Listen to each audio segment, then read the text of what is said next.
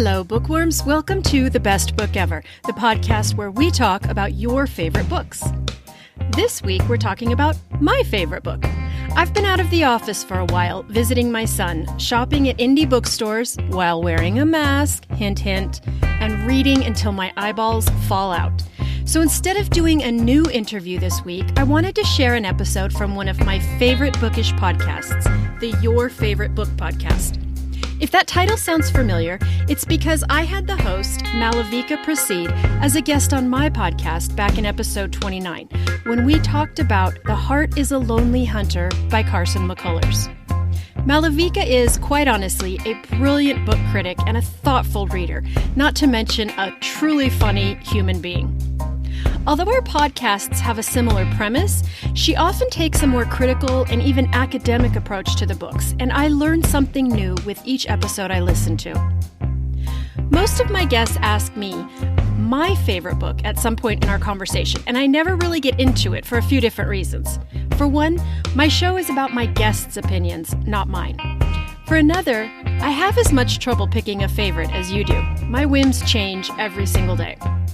Finally, everyone already knows that if I have to choose, my all-time favorite book is Howard's End. And I probably talk about it too much as it is. But when Malavika invited me onto her podcast, we did a deep dive into Howard's End. I have both highly personal and critical reasons for loving it so much, and I thought you might enjoy listening to my side of the story. Forster's classic is both my comfort read and my critical favorite, and is, in my opinion, the best book ever. Please enjoy this episode of the Your Favorite Book podcast.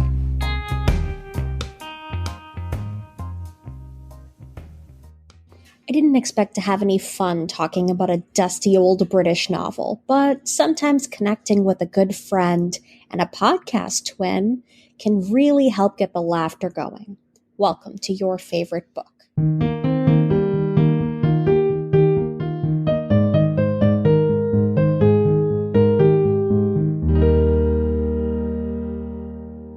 And today's guest is the host of the Best Book Ever podcast, Julie Strauss. How are you today? I'm doing wonderful. Thank you so much for having me, Malavika. It is a pleasure having you on today. I don't know, where do we begin? So, such a fun story for everybody listening. Julie and I met in a very unconventional way. Basically, I discovered her podcast, discovered that the themes of her podcast are somewhat similar to mine, which I'll have her discuss, and just reached out basically saying, I come in peace. And it's just been a lovely little podcast relationship since then. Podcast twins. That's what I keep telling everyone. I've got a podcast twin sister, and I love that so much. It's really great because, the whole podcast universe, nothing is ever like super, super unique, like especially in the world of book podcasts. But it's like you told me, like you can never have enough book podcasts. Right. All readers know that there's no such thing as too much book content. So. And that's certainly true. The more we read, the more content we want. Exactly. And so, Julie, can you tell us a little bit about yourself and about your podcast? Well, I am a writer and editor. I live in Southern California with my husband and 4 kids. And my podcast is called the Best Book Ever podcast. And it's got a very similar theme as yours in that I invite people on to tell me about their favorite book. And I read their book in advance so that I can talk to them about it. And the driving ethos of the podcast has always been in my head, get to know interesting people by asking them about their favorite book. And I intentionally don't want them to try to convince me of anything. I want to know why they love it, what's interesting to them about each book. And it's just, to me, always been the way I get to know people. I've never been good at small talk. I'm not good at group situations. I get very intimidated by crowds, but one-on-one, I can always say to someone, what have you been reading lately? What's your favorite book? And if they say, oh, I don't read, or I haven't read since high school, then that's an easy next question. Why don't you read? What was the last book you liked? Was there a book a teacher gave you that you liked? Was there a book that made you stop reading? And it's been an entry point for me whenever I feel like I can't talk to someone, I always have that. Even for non-readers or even for people who don't read a lot, I've always felt that there is a way to connect there because the why is what's interesting to me. Absolutely. You are a woman after my own heart for sure. There was not a moment of that I didn't relate to. There's something just so satisfying about a one-on-one conversation, just really getting to know the deepest parts of another person. And often that is the media we consume. And myself being a book lover, there's just been so much joy in interviewing people about their all-time favorites. And so I'm happy I found my podcast twin and that we're both, doing the work and asking these questions. It's so great. And I love talking to you and I love listening to your show. I think your podcast is just wonderful. And it's so fun to hear other people asking the same things and listening to the way you question and comparing it to, I would have asked this. And I'm so glad that you asked it that way because it's just great. I love learning from you and I love learning from your guests. I'm so happy that we found each other. And if you're a listener of Julie's podcast or a listener of mine and haven't heard the others, I'm sure you'll find a lot to love in both of our shows. We ask a lot of similar questions, but we're two different hosts and we have two different styles and two different attitudes towards books. We come from different backgrounds, have different life experiences, and we bring all of that to the table. So you're not getting any repeat content with us. Mm-hmm. Right. And so, Julie, before we jump into talking a little bit about this book, when you introduce yourself, I just have to ask, how is it having 4 children during a pandemic? Well, the thing for us is we have been homeschoolers for a long time. The kids have kind of gone various ways in school, and I'm used to homeschooling. So it wasn't the massive adjustment that it was for a lot of parents. It's still not, a lot of people say to me all the time, I don't know how you've been doing this all these years. And I have to keep saying, this is not homeschooling. What parents are doing now is not at all what homeschooling is like, because our homeschool life has always been out and about and being out in the world and field trips and museums and constant trips to libraries and bookstores. And it was always a very, very active, very social life. And we don't have that now. So we're as miserable as everyone else. But the the bigger point of it, I think, is that the worry, I think, is so tremendous. And I find that exhausting. And every parent I know is exhausted because it's just all you think about. And I'm a sandwich generation person in that I have, elderly parents and I have my children, and it's all I think about is how is everyone being safe? How can I take care of them? And a lot of the times I can't, and we just have to hope for the best. And so, it sucks. Just the answer to this question for everyone, I think, is being anything in a pandemic year sucks. Identify with you there. I'm not a parent, not yet, but I'm a healthcare worker. And so I always say, being a healthcare worker in a pandemic really sucks. And like you said, you could put anything in that blank. Mm-hmm. It just sucks. Yes, right. Distance yourselves, wear your masks, and stay safe, especially if you're in the United States. Just take care of everybody and yourselves. Yes, the more you know, from Julie and Malavika. Anyway, back to books. So our book today, I was not expecting this choice from you at all. Our book today is Howard's End by E.M. Forster. And for everybody listening, this is a book I had heard of. I've certainly heard of E.M. Forster. I've read a little of his work before, which I'll get to, but this book itself, I had never pictured reading. It's just not my usual time period. It's not my usual genre. And so I was thinking, okay, this is what the podcast is all about. It's me getting outside my own literary comfort zone and picking up books I otherwise wouldn't have picked up at the library. And I'll tell everyone in advance, I am grateful for picking this up. This was a very interesting read, and I hope you all find it just as interesting as the two of us find it. Oh, it's just so nice to hear. I'm always nervous when I give this book to people, and I do give it away a lot. That's what I was going to ask you, and table that. I need to know how people react to this recommendation. But essentially, before we jump in to the book, I want to give you a bit of a summary for everybody listening at home. So essentially, in E.M. Forster's Howard's End, this is a detailed exploration of three different families. We have the Wilcoxes, the Schlegels, and the Basts. E.M. Forster shows us the extent of class division in turn-of-the-century England, and he reflects on how morals and propriety really are relative, and it all depends on how much money you have. So that is my very biased little summary there. There's a lot more to this book than that, but that was my overall takeaway message, which we'll elaborate on. But Julie, I just have to hear from you. When did you first discover this book?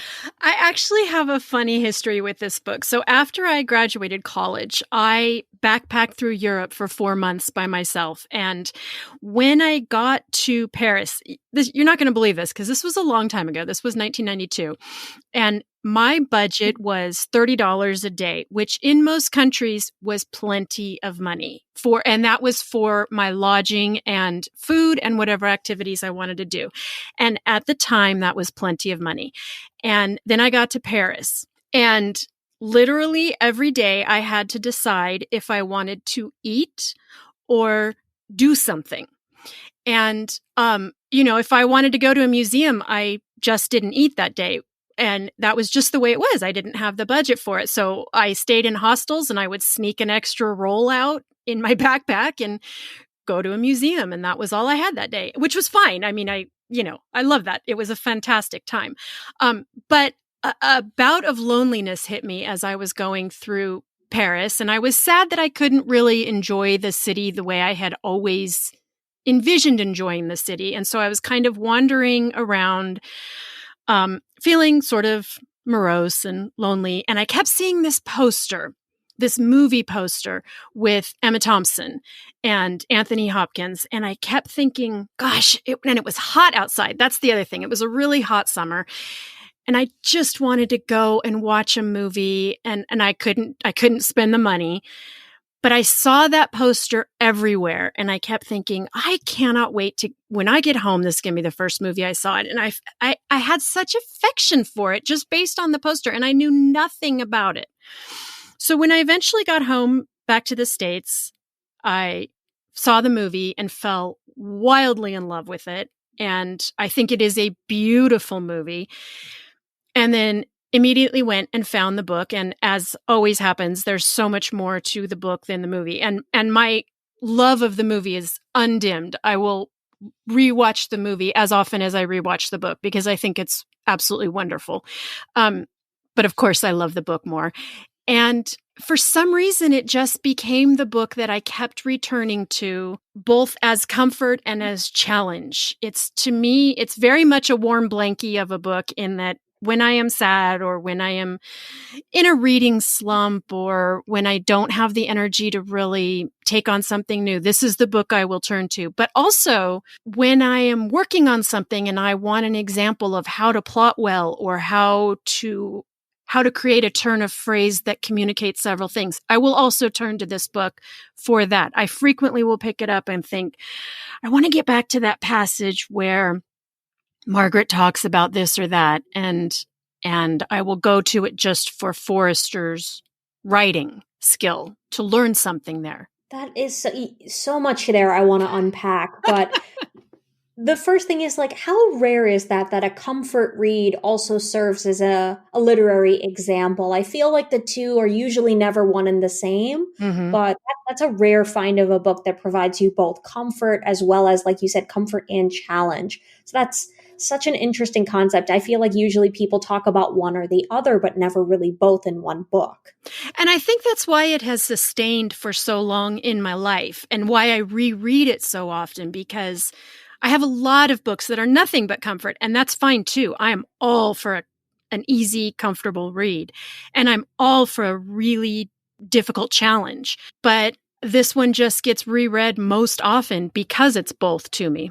That makes a lot of sense. And then additionally, you talk about, backpacking through Europe, which despite your stringent budget still sounds absolutely glamorous and marvelous, and I'm jealous. It was very fun. It's very similar to an experience I had, which it's so funny how, Facebook gives you the memory updates. So apparently 5 years ago to the day, my now husband and I were in Ireland, and we had taken a little weekend trip over to London, and the two of us budgeted almost nothing for this trip. And while we were never really choosing between, we didn't have $30 a day. I mean, it was only 5 years ago, but it was still often choosing Mm-hmm. between, do we want to eat decent food or do we want to actually see things to see? And we didn't get to go inside Westminster Abbey. We just kind of looked at it and things like that. And we also Right. smuggled food out of our hostel. They had like a cold cut bar, and Right. we just I had a Tupperware, and I just smashed slices of ham into a Tupperware. It's funny because we went to Paris. My husband and I took our kids and we went to Paris on our 25th anniversary. And proverbial kid in the candy store, I was going, I'm going to buy a croissant. I'm going to buy this. I just walked in and my husband kept saying, haven't you been to Paris? And I went, nope, not like this. Not when I actually could buy things. And it was magical. It was exactly what you want Paris to be. And it's so funny because my husband talks about going back to London and doing exactly the same thing. He's like, I want to go to London. I want to actually eat full meals, and I want to see things. And Right. Right. You'll get there. It's a different experience. That was the other odd thing for me, was that when I was there by myself, I was very, very cautious, woman traveling alone. And I saw almost nothing of Paris at night. And I could not get over, when we went a couple of years ago, I just couldn't get over how beautiful. It's called the City of Lights. And all I wanted to do was walk around all night. And it really is, but I just couldn't see that when I was traveling by myself, because I just never felt quite safe enough to walk around by myself. So it's really a much more magical experience when you have a little bit of money and confidence, and maybe a little smarter as well. that's true. That's definitely true. But you're making my husband and I were supposed to go on our honeymoon. We were supposed to go to Paris, and the pandemic happened. So got our fingers crossed for some time in the future. Oh, I've got my fingers crossed for you. It's all I think about. Every day I think about where I want to travel. I do too. I do too. But anyway, returning back to Howard's End, so you say you reread this all the time. How often would you say you reread it? And then how has your opinion of the book changed over time? Well, easily once a year, sometimes twice a year. I tend to go for it in January, I've noticed, which I can't exactly explain why. Is just it tends to be my first book of the year. And I have felt everything about this book. I have been in phases of my life where I think it is romantic, and when I was very young, that was what I thought. And I've thought it was tragic and the saddest thing I ever read. And this time, rereading it to speak with you, all I could think about was economics and countries moving forward, and who gets to rule the country moving forward. And of course, reading it in 2020 is a completely different experience. Right, absolutely. It's so hard to put any piece of literature, reading anything now, without having the context of 2020. It's just, I was speaking to another guest. We talked about Quiet by Susan Cain, about being an introvert. And we're like, we can't talk about this and not talk about being isolated due to COVID. These things just come up naturally when you think about books. And with this one, that idea of, the haves and have-nots, who gets to decide how a country is run, who gets to decide what social morals are, how much does money play a role in that? You ask all those questions reading this book for sure. And I picked up on all of those things as well. Yes. So you've reread this a number of times. So I'm doing the math in my head. 1992, you've read this at least once a year. That's a lot of reads. That's a lot of years. And would you say that, do you feel kinder towards any different characters in particular the older you've gotten? Has that changed for you? I get more compassionate every time I read it, for everyone. Have definitely gone through phases where every one of them irritated me. And I've gone through phases where I read it and I have a favorite character each time. Margaret's always been my favorite. Basically the main character, Margaret Schlegel. She's always been I think most similar to me personality wise. And I think we're kind of intended to sympathize with her as the reader anyway. But as I grow older, I feel such compassion, even for the ones who are obnoxious or Mm-hmm. stuck in their way. Henry's son, Charles, Mm-hmm. he's the terrible version of Henry. He's the terrible version of capitalism. He's what happens when we let colonialists just go without taking care to teach them compassion and kindness. And now I read it and I feel very sympathetic toward him. He sort of doesn't have a choice. He was told in his life that it's all about gathering wealth and gathering prestige and esteem, and wasn't really given the tools for doing that except for inheriting it or taking it from others. And he has a very sad end, and I just have tremendous sympathy for him. He had his little shot at success as Leonard Bass did. Mm-hmm, absolutely. I find it so interesting in this book. And one of the main things that stood out to me about this book is this is not a very long book. And even with the limited number of pages, I think my edition's, under 300 pages. And even with that limited number of pages, what we get is, even if they aren't exactly lovable, all these characters, they're all very nuanced. They all show some sort of change. They all have, significant arcs. Like, it's hard to balance that number of characters and still give them all a storyline and give them all a purpose in this world. And I have my hats off to Ian Forster for that.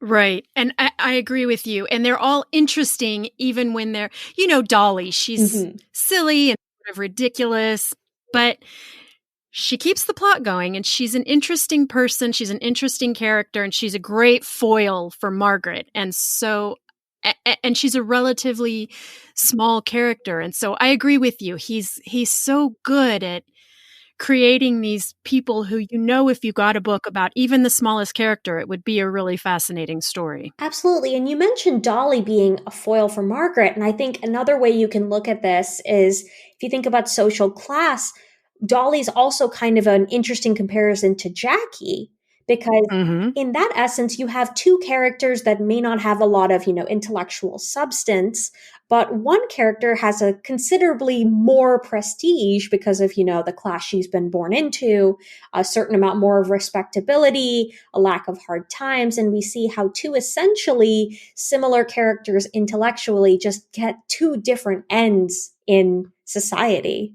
Exactly. Yes. Yeah. I never thought of it that way, but you're exactly right. Jackie is the poor version of Dolly. Exactly. Right. And it goes to show you, and one of the big messages here is that, all the qualities of human nature, like, there are no purely good people and bad people. It's also, you have to look at the circumstances they come from. Right. Yeah. And going into that a little bit, I want to know, you've reread this a number of times, and you say you give this book out pretty freely. How do other people react when you tell them this is your favorite? Have any of them read it themselves? I don't know if anybody's actually read it. I think people get sort of intimidated by this book. It looks like a book that you're assigned in school, and it looks Victorian, and it looks like it's going to be about manners, but not as funny as Jane Austen. And I think people feel like it's going to be homework and not a great story. And so what I frequently do, and that's why I collect this book anyway. Whenever I go to a bookstore, I always look and see if they have new or used copies of it, and I grab whatever I can. And I intentionally do that for myself. I do like to have pretty copies of it, but also because when I'm talking to people about books and they say they haven't read it, I love to hand it over and go, you know what? I have a spare right here, which probably makes people just hate me, but I do it anyway.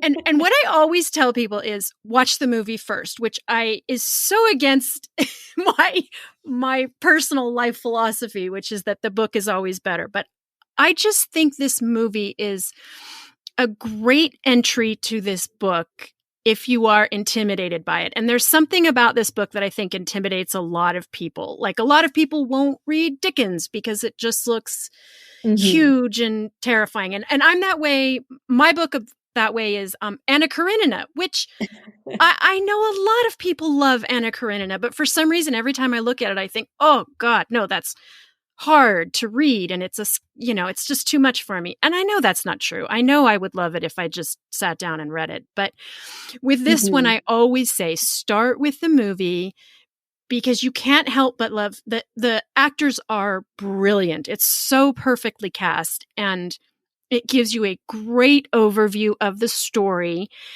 And then it's very, very easy to slide right into the book from there because you know what's going on. And it's a really fair portrayal of each of the characters and without ruining what you might imagine in the book. So I guess that's a long answer to, I don't think people generally like it when I hand the book over, but I always preface it with, okay, I'm giving you permission to watch the movie first. Honestly, I don't think that's bad advice. And I think that's advice that can carry over to basically any book that intimidates you, especially when you're talking about older books. So like British literature just tends to intimidate. I mean, we mentioned Dickens. The example I give is my husband knew I really liked Pride and Prejudice. And I know you did an episode on Pride and Prejudice, so I wanted to bring it in. But I've always loved Pride and Prejudice. My husband's mother, it's her favorite book. Like Pride and Prejudice has always been in his life, but he had never read the book. And then he went to a stage version of me and he's like, I can't tell what's going on at all. And then he tried to read some of it and he's like, I can't tell what's going on here. And then we just sat down and watched a movie version.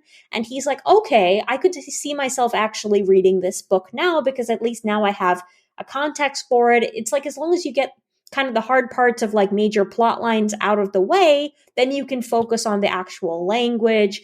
There's not that dual pressure to get both the story and the language out of a difficult book. Exactly. I think you've hit it exactly.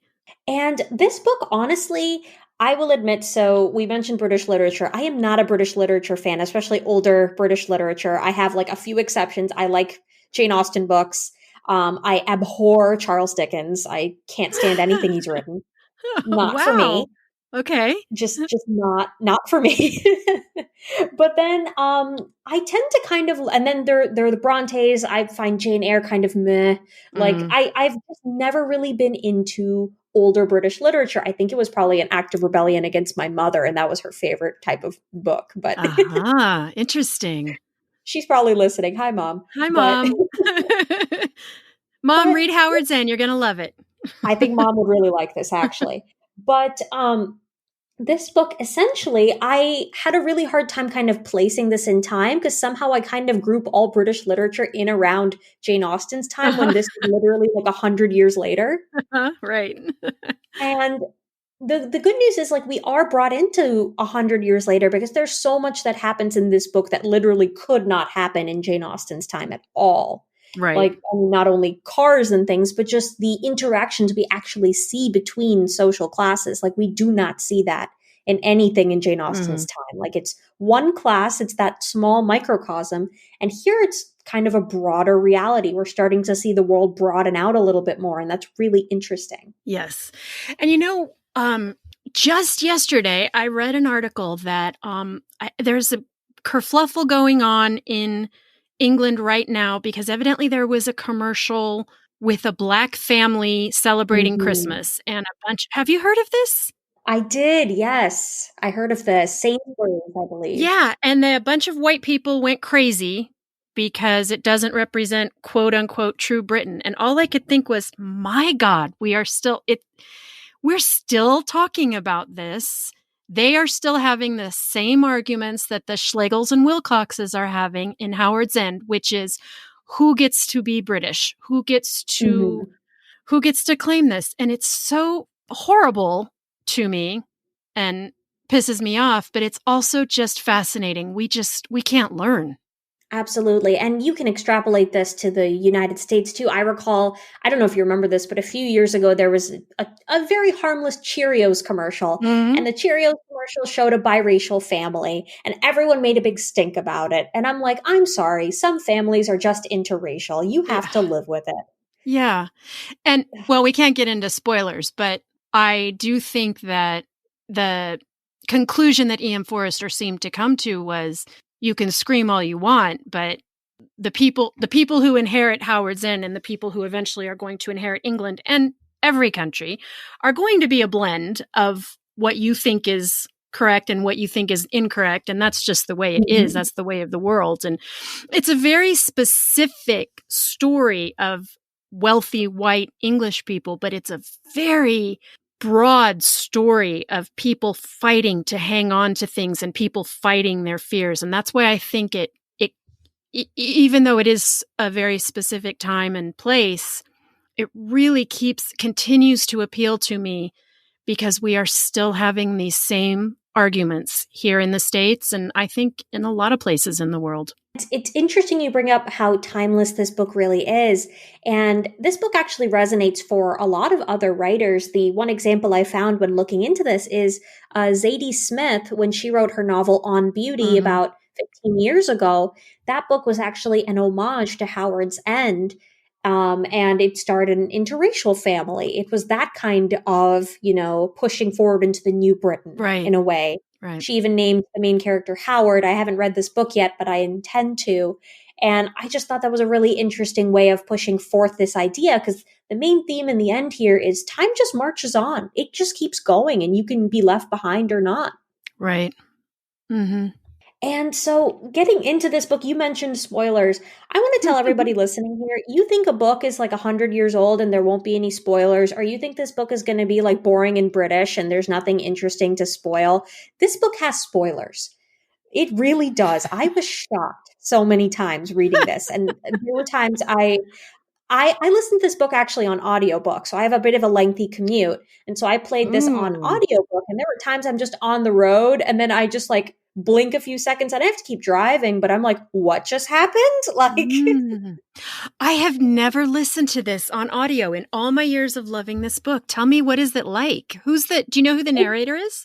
I don't, but she's like a very British lady. Her accent is very posh. So this was interesting for me because when you recommended this, I was, my sort of misgivings about British literature. It's also been so long since I've read anything quite this old just for fun. And so I have a print copy that I got from the library and I started reading it and I got to a point where my eyes were starting to glaze over. And I'm like, I think I'm just tired, but the audiobook really did it for me. The story just came alive as soon as I listened to it. And really, I think what it did is the pacing worked for me. You're able to sort of listen to the rhythm of the language and appreciate it, but there was a lot of personality brought to some of the voices. I thought that was really good. It was just very enjoyable on audiobook. And I recommend that if you like me are intimidated by older books, like find an audiobook. Like we've recommended, try the movie out. And now here's my second recommendation is try an audiobook. They do add like a new spin and a little bit of flavor to something that just might not be hitting for you trying to read it on paper. I agree. And a good audio actor is just golden. Like they can just make a story come to life. So that is a great recommendation. I'm so glad to hear you say that. I'm going to look for this on audio because I never even thought of doing that. Yeah, they just had it at the library just for download. And I'm like, all right, I'll try this out, get some passive, reading done while I drive. And it was great. We've talked about spoilers here. We've talked a little about the characters here, but I was wondering, what to say about these characters. And one of the messages here of Howard's End is that the story is really about this house, this beautiful house. And in that way, this book is not really about the characters. It's about the setting that E.M. Forster portrays and about this context in time. So this was written about 1910. It was one of E.M. Forster's earlier novels. It was just a really interesting exploration of this sort of turn of century time. We've got the modernizing of England. We've got the whiffs of women's suffrage going on. We've gotten motor cars and smoke, and urbanization is just starting. But then we have the pastoral landscape of Howard's End as a juxtaposition. And the setting of this book is really quite beautiful. Mm-hmm. And I know that that's very much part of the appeal for me. That's the comfort blankie appeal to it for me. Is I have this vision of this home in my mind, and it's stuffed to the gills with books, and they drink tea and discuss books, and oh my goodness, it just sounds so perfect and idyllic, and the field of hay next to them. It just, I can't imagine anything better. It's really got that. Yeah. We talk about Mrs. Wilcox, working in her garden, and there's just this beautiful scene. And even London comes alive. It seems so fun and vibrant. The the life of going to symphonies and, talking with people about intellectual topics. If you're a book nerd, you'll find your little nuggets to enjoy here. That was really fun. Oh, yes, definitely. And then another thing I wanted to bring in, sort of switching gears a little bit, is talking about E.M. Forster himself. And before we get to him, Julie, had you read any of his other books? Have you delved into sort of his, bibliography? I have. I've read quite a few of his books, and I have several biographies of him that I actually haven't read. I just buy them because I get compulsive when I see anything about him. But I know a bit about his history, and he also has a quite vast catalog of literary criticism, and has written nonfiction about writing and about writing fiction. And so he was very prolific. So yes, I know a bit about him, but I'm really eager to hear what you've dug up. Yeah, so one of the things that really stood out to me about E.M. Forster, I mean, some of his other books I had heard of, A Room with the View, A Passage to India. Really, my only experience with E.M. Forster is, I think 10 years ago, I tried to read Passage to India, but 10 years ago, I was about 15 and it bored me to tears. So I'll likely give it another shot. My mom told me it's a beautiful book. Now, with the knowledge I know of it being essentially an example of Orientalist fiction, a white person's gaze on the colonial landscape. You take this all with a grain of salt, but I'm going to give it another go, finding that I really did enjoy this E.M. Forster novel. But thinking about him particularly as a writer, he's a really interesting character. So one of the things he brings into this novel is some of the ideas of the quote unquote Bloomsbury group that he was part of, his sort of circle of intellectuals and writers. And did you know that the Schlegel sisters were based on Virginia Woolf and her sister? No. Were they really? I mean, according to Wikipedia and a couple other encyclopedias, but there is because they were in similar literary circles, and there's an idea that the Schlegel sisters are based on the two of them, Vanessa and Virginia. And I don't know how true that is, but I want to believe. That is so interesting.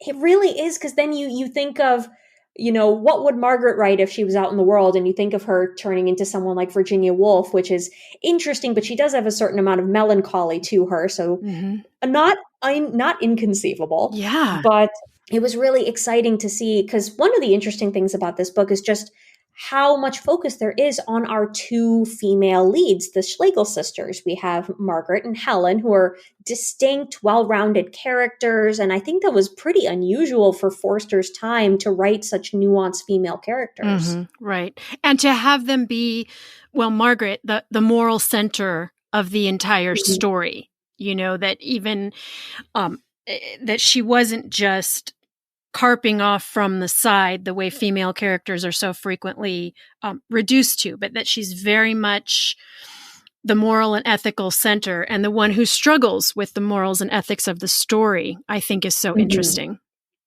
She really is a liaison in many ways between, we have our three families, the very upper class, privileged Wilcoxes who have made their money off of colonialism, who are more secure in their standing, and then sort of the liaison to the Basts, who are lower class England. They are working class, struggling people. And the Schlegels kind of represent this burgeoning middle class, this liberal idea. and sort of the follies that can come with that class because, they're comfortable, they try to elevate the best, they're well-meaning, but a lot of their initiatives are short-sighted. Mm-hmm. And I think by having those flaws in those characters, it really made them interesting. Right. And I'm sorry, I'm going to bring it back to politics again. You're probably going to want to cut this, but I couldn't help think this. I thought reading it in 2020, Margaret really represented the sort of white liberal woman of 2020 in that she's got all these great ideas of how we can help and how we can do things while standing on her privilege the entire time. And who does she marry but the industrialist who's, cannibalizing another continent and arguing with him, but she still married him. And I kept thinking as I was reading it, gosh, you 55% of white women, we know who you voted for. Yes. Oh my gosh. I am not cutting that because I had that literally written down in my notes, like 55%. Right. And absolutely, her ideas are great. And I love that she struggles with things, but she doesn't entirely get it right, does she? No, she doesn't. And I think that makes her all the more real. We don't have this sort of complete in the right character. None of these characters really are, true good. They all have, nuance to them. They all have darkness in them. And that makes these real people. I am impressed with Forster's ability, like I said, to bring this many characters to life and give them this much nuance. Yeah. And then getting back to Forster himself, adding to, his dimensions, he was at least out for his time period, an out gay man, never married a woman, didn't start, that kind of a relationship, but was well known in his circles for being an out gay man. And then another fun thing is, did you know he was nominated for the Nobel Prize 16 times and never won? What? No, I didn't. No kidding. 16 times. I would be so frustrated. Yeah, eventually you start going, okay, now they're just messing with me. Right. And they only give it to a living writer. And he lived a long, long time, but you could tell he's probably getting to a certain age and he's like, come on. Right. He probably thinks, oh, it's the time of year where they're going to nominate me again for nothing. But I just thought that was so funny. And so I didn't have like a full biography prepared of him or anything, but I just like to gather up a few facts and present them and laugh a little. But it is interesting delving into these writers, especially when they've been dead for so long. You want to bring them back to life a little bit. Oh, yeah. Yeah. And then, so another thing with this book, if I'm going to levy any criticisms here, because I didn't fall in love with Howard's End. In the end, this isn't the type of book I personally would fall in love with. I was definitely pleasantly surprised. But I think in the end, some aspects of the writing style to me did feel a little uneven. And I'll give you an example. Okay. So Forster, I don't have a written example, but essentially Forster, he spends a lot of time delving into thoughts, into feelings, into descriptions. I think he's a master of character interiority. So we have the section that comes to mind for me is Margaret deciding whether or not she loves Mr. Wilcox. And she thinks about this and she starts weighing, what does love really mean? And what does it mean to love versus like? It's all very intellectual and very telling about this character, but very well rendered. I loved that about this. And we see a lot of that introspection. But then on the flip side, when it comes to like writing plot points, like you'll be going through this chapter and then all of a sudden, and then they died, the end. Like things like that will happen. And maybe it was hard for me driving and listening to that. And then they're like, and now dead. And I'm like, what? Right. I can see that. I don't know if some readers might find that very thrilling, and in some ways it is. But for me, I was wondering, what did I miss? What did I miss? Well, my husband and I have this joke.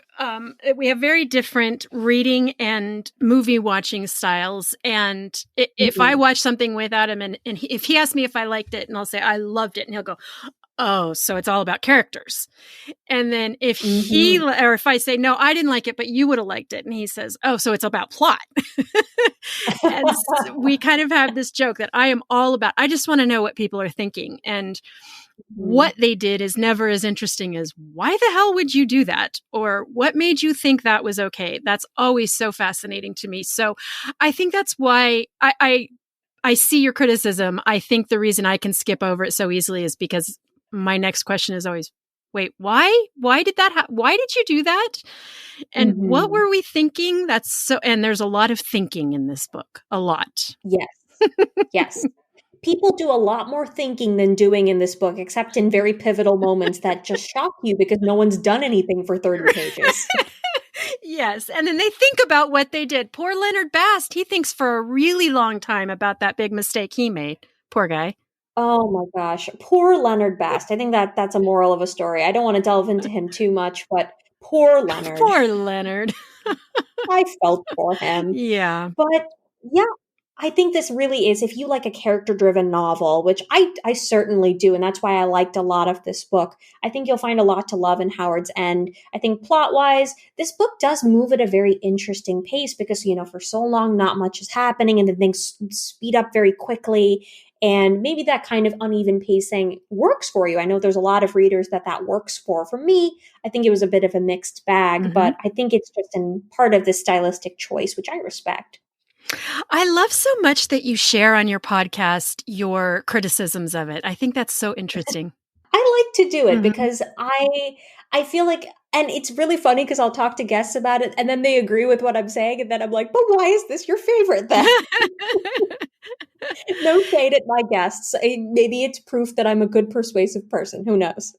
Well, I have such a deep affection for this book that there is almost nothing you could say to me that so I can take it. I can take any criticisms because I will still go, yeah, that's fine. You can think what you want. It's still the best book ever written.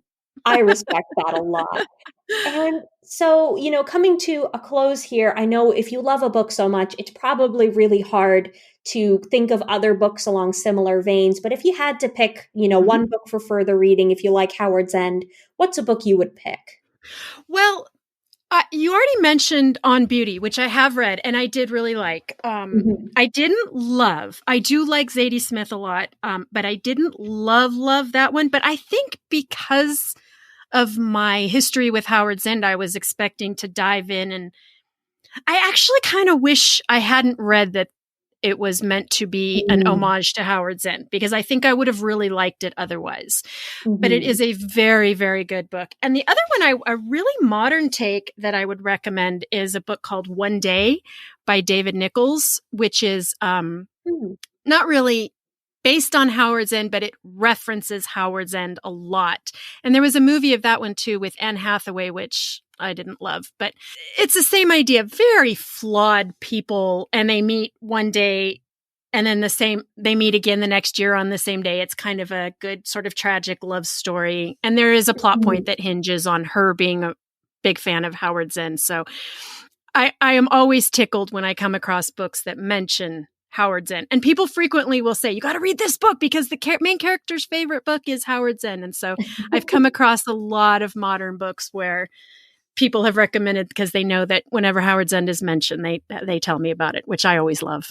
That's so interesting because to me, I had heard of this book in passing, but I've never heard anybody mention it before you did. Now it's going to be, I don't know what that effect is called. You hear of one thing one where and then you hear it everywhere forever. That's what it's going to be like. Right. Well, and we're friends now, so you're going to hear me talk about it all the time. Every time I talk to you, I will find a way to bring it up. That's just how I work. I'm expecting that now. I'm excited. But coming over to me, so for me, not reading a lot of British literature, the examples I came up with to kind of go along with this book in a way, both of them are American, so automatically it takes a bit of a different spin, but they're from similar time periods. And I'm going to present two books, one that I enjoyed and one that I didn't enjoy, but have stylistic similarities. And maybe you like one or the other, I don't know. But one of these books is called The Magnificent Ambersons by Booth Tarkington. And The Magnificent Ambersons is noteworthy because it was the second book ever to win the Pulitzer Prize. So I believe it was in 1919. So this book is written a few years after Howard's End, but it's a very similar setting. We are in America and we're seeing sort of the transition from, your more upper class, more rural, ruling family ideas, noble people, and then going into a rapidly industrializing society. And we see sort of the decay of one of America's quote unquote great families in favor of new money. So it's that old money, new money conflict. What kind of makes this book a little more sour than something like Howard's End is instead of time marching on, you can tell Booth Tarkington really wants to turn back the clock. It's pretty obvious. And you learn more about, if you delve into him, you learn more about his politics. He had to run as a congressman, things like that. It all kind of makes sense. He's one of those Pulitzer Prize winners, actually. If you want to throw out a fun fact here, only about 3 writers have won the Pulitzer Prize twice. He's actually one of them, but nobody's ever heard of him. That's interesting. What's his other one? Alice Adams, which came a couple years later. Yeah. Okay. Mm-hmm. And the other writers to win twice, I believe one was Faulkner and the other was John Updike. So okay. A little more notoriety there. But is the Magnificent Ambersons, is that the one you liked or disliked? Disliked. But the one I liked, it's very interesting because the one I liked that goes along with this is actually the 3rd book ever to win the Pulitzer Prize. And this is Edith Wharton's The Age of Innocence. Oh, good one. Yeah. Which I think has a lot of interesting ideas here that sort of tie into Howard's End. The tone of Age of Innocence is very different. There is a cynicism in the tone of Age of Innocence. You can tell Edith Wharton has a lot of sarcasm in her writing, that she kind of bubbles below the surface, which I enjoy. She has a lot of smirk to her. But you also see a very similar setting. You see New York City kind of told in similar ways to London of this time, you know, rapidly changing, a lot happening in America at that time. And then we're also shown some interpersonal dynamics. You see like an inappropriate love story, which ties into Howard's End, a lot of introspection. There's just a lot of smaller thematic things. It's less straightforward than The Magnificent Ambersons. In my opinion, it's also a much better book. And so I would definitely check out either of those for people who have read Howard's End and enjoy Howard's End. You'll probably find something to like in either of these 2 books. Gosh, I'm so glad you mentioned that. I haven't read Edith Wharton in ages, and now I am just dying to pick that one up again. I'm going to do that. It's a little more, I'd say it's a harder read than Howard's End. Maybe this is another one I'm going to find on audiobook because it might be a little easier on the ears. But I think there's just a lot of really interesting commentary in Age of Innocence that reminds me a lot of the commentary in Howard's End. You know, it's so funny because particularly with the podcast, I've been introduced to a lot of literature and genres that I don't normally gravitate to, in particular fantasy. And I've just never had an interest in fantasy, just kind of leaves me cold in general. And I don't know why. I don't really have an explanation for that, except that dragons are not interesting to me in general. And yet these books, like Edith Wharton books and like Howard's End and Jane Austen, to me, that's the kind of fantasy that I will go for every time. The bustles and the, pearls and tea time and dress for dinner and manners and the subtleties of a look across a room. To me, it's very foreign and interesting, and I'm so fascinated by all of it. And I would so much rather read that type of story than, I don't know, dragons and fairies and elves and all that kind of stuff. Right. It's all just a form of escapism, and we all have our own fantasy elements that just come alive to us. And for some of us, it's, dragons and fairies. For some of us, it's agency romance. And for others of us, it's totally different. I like, Southern sad fiction about small, sad towns. So, as I learned. The last thing I want to bring in before we close off today is literally right before we logged in, I found out a fun fact that I had to share with you. Okay. So they made a Howard's End miniseries a couple years ago. I don't know if you saw it. I did. What did you think of that miniseries? I liked it. If you happen to hear my podcast episode with Jamie Morimoto, she talked about Pride and Prejudice, and we actually discussed the Pride and Prejudice movies. And she had such an interesting take on it because she's obsessed with Pride and Prejudice, and her favorite version of the movie is the one with Keira Knightley, which I dislike. And I like the PBS miniseries with Colin Firth. And her take on it was, books are not necessarily better when you get every single line onto film. And sometimes, and so I had, until she said that, I was not able to place why I like the movie version of Howard's End better than the miniseries. And I liked the miniseries, but I didn't love it the way I love the movie. And I think she hit the nail on the head because I think every line was in the miniseries, which is fine for me, because I was practically quoting along as I watched it. But I don't think it necessarily makes for good watching. It makes for great reading, but I didn't think it made for great watching. Whereas the theatrical version, the one with Anthony Hopkins, I think makes for brilliant watching because they got the salient parts. They got the plot, I guess is the point.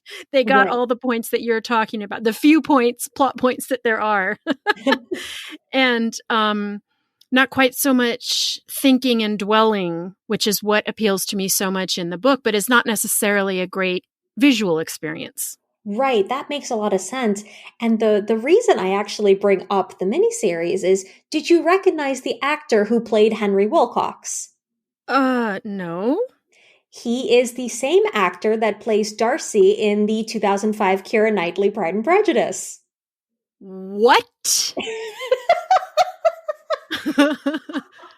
Are you serious? I am 100% serious. It is Matthew McFadden, who is 1995 Lake Scene Darcy.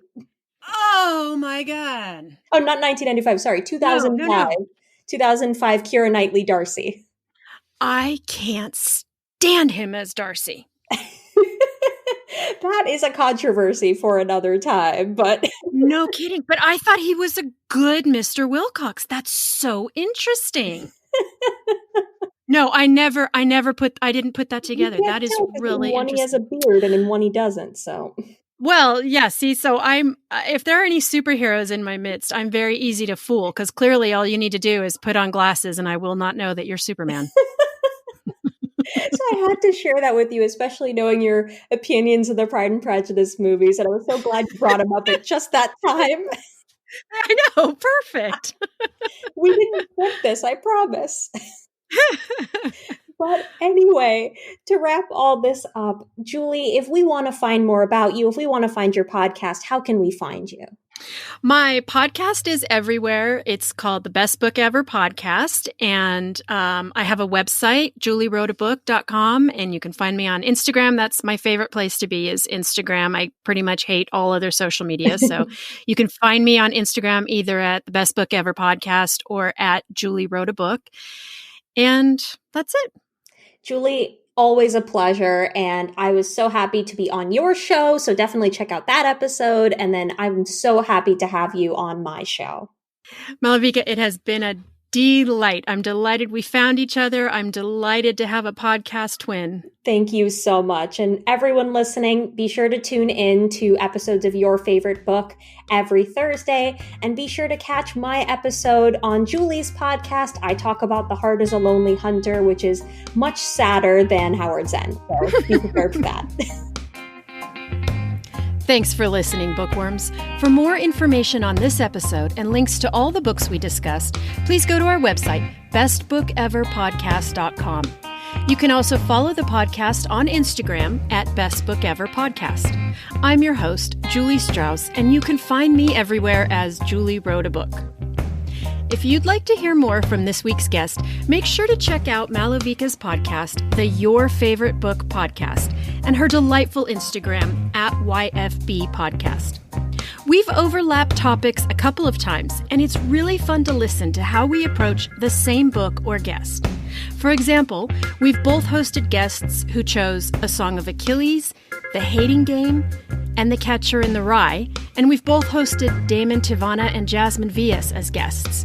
If you love my podcast, I know you'll love hers, so make sure you subscribe. That's all for this week. I'll be back next Monday with a new guest and a new book. Until then, I will see you at the library.